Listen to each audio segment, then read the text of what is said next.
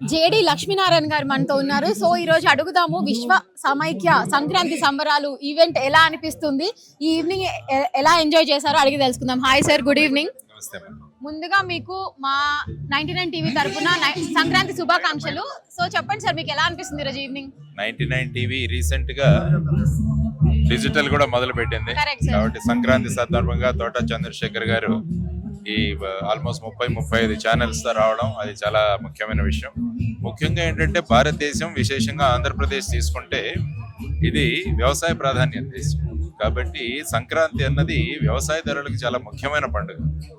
అది మనమంతా కూడా కలిసి సెలబ్రేట్ చేసుకోవడం అన్నది పండుగలు అన్నవి. ఎందుకంటే అందరినీ కలపడానికి పండుగలు అంటారు, అందుకనే దాన్ని ఇట్ ఇస్ కాల్డ్ ఫెస్టివల్. అందరం కలిసి వస్తాం కాబట్టి ఈరోజు సమాఖ్య వారి ఆధ్వర్యంలో ఈ కార్యక్రమం పెట్టడం, ముఖ్యంగా 99 టీవీ ఛానల్ వారి ద్వారా దీన్ని ప్రచారం చేయడం అనేది. అందరం కలుద్దాం, అందరం కలిసి ఆలోచనలు చేద్దాం.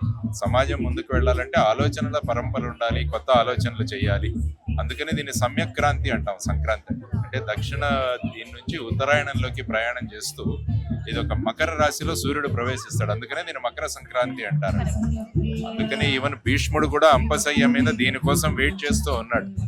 తర్వాత ఉత్తర దీంట్లో వెళ్ళిన తర్వాతనే సంక్రమణం జరిగిన తర్వాతనే ఆయన ప్రాణాలు వదిలేశారు, అంత ప్రాధాన్యం. సో ముఖ్యంగా రైతుల గురించి, రైతుల సమస్యల గురించి మాట్లాడుకునే ఒక గొప్ప అవకాశం, కొత్త ఆలోచనలు చేయడానికి. అందుకనే పాత ఆలోచనలని భోగి మంటల్లో వేసి కొత్త ఆలోచనలో మొదలవుతాం. కాబట్టి ఈ పండుగ సందర్భంగా ముఖ్యంగా సమాఖ్య వారు చేస్తున్న ఈ కార్యక్రమానికి అభినందనలు.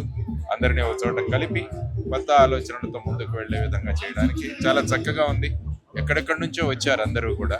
ఎందుకంటే ముఖ్యంగా మీరు గోదావరి జిల్లాల్లో చూసుకుంటే ఫారిన్ లో ఉన్న వాళ్ళందరూ కూడా వస్తారు. అందులో కూడా చాలా మంది వచ్చారు. ఇక్కడ ఒక అందరినీ కలిసే అవకాశం ఇది కల్పించి, కాబట్టి వారికి అభినందనలు తెలియజేస్తున్నాను సమాఖ్య.